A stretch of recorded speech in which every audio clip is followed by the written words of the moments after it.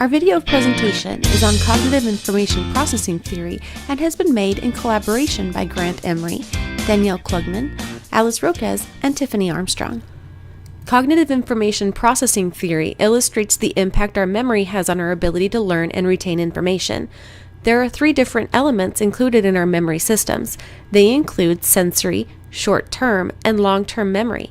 Our sensory memory are the things that we pick up with our senses in everyday settings. Short-term memory includes information we learn and do not necessarily need to keep forever. One example includes planning an event, and once the party is planned and the food is prepared, we no longer need that information.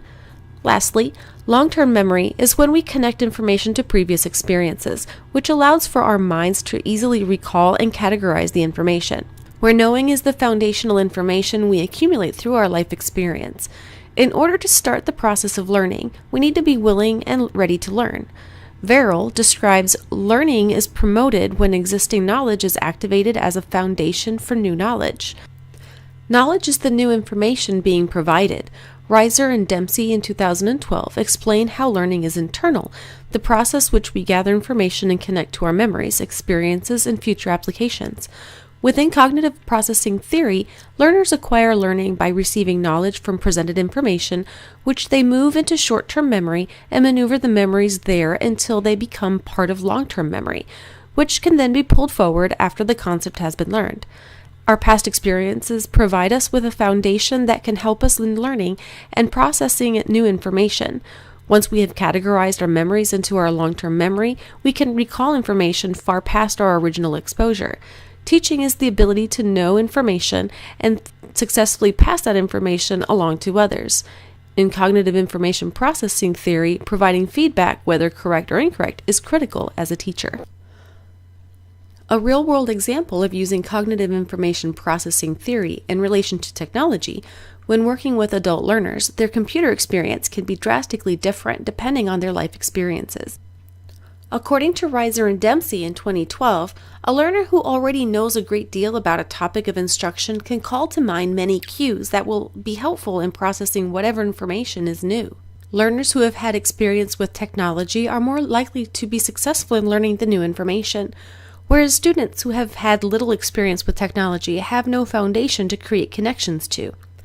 Reiser and Dempsey further explain, a learner with little prior knowledge, however, can make few connections between what's already known and what he or she is being asked to learn.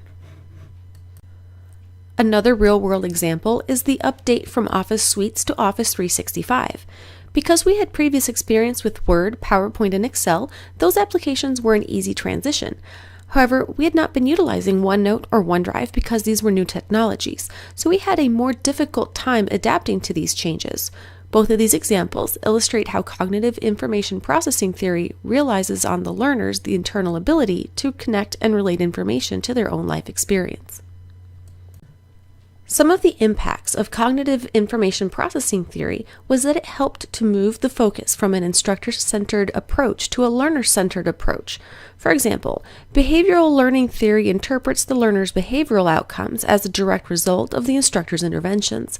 While there is some truth to this, cognitive information processing theory helped refocus the industry on the learner's experience processing through the information.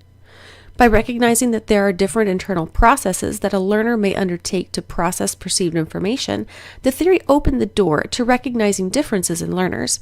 The focus then becomes less on what the instructor should universally do to create desired outcomes, but sees the instructor's actions as adaptable to the learner's internal processes.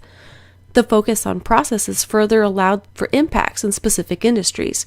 Peterson, Sampson, Lentz, and Reardon, for example, used these principles in career counseling. They saw cognitive information processing theory as a way to help make career counseling coaching more lasting than one job search. When speaking of major cognitive information processing scholars, Dr. Aaron T. Beck was not actually a learning design scholar. However, his work pioneering cognitive therapy in the field of psychotherapy laid the foundation on which cognitive information processing theory would be built. Cognitive therapy focuses on drawing attention to the internal processes that develop an individual's thoughts and understanding. Educational specialists would later use these tools to develop cognitive information processing theory. Richard Atkinson and Richard Schifrin developed the three-stage memory model to describe how information is received and retained. They described first the sensory stage, where information is received in real time, followed by the short-term memory stage, where information is connected with other knowledge, and then the long-term memory, where it is stored and continues to make connections. They used this model as a way to approach teaching. If you could identify how information was moving or not moving through these stages, you could modify instructional technique to complement the effective progress through the stages.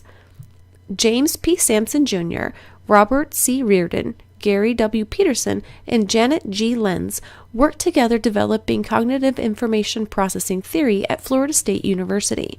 One of their large contributions was applying the theory specifically to career counselors.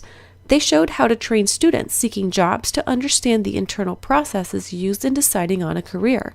The idea was to provide the tools for a lifetime of good career decisions rather than simply starting out on the right foot. So why is cognitive information processing theory the best? Well, the theory relies on using prior knowledge in order to learn something new. Numerous studies have shown that when learners refer to prior knowledge, they can achieve more. Riley Cassette-Lent describes background knowledge in her book, Overcoming Textbook Fatigue, as the glue that makes knowledge stick, and goes on to say, background knowledge is an essential component in learning because it helps us make sense of new ideas and experiences.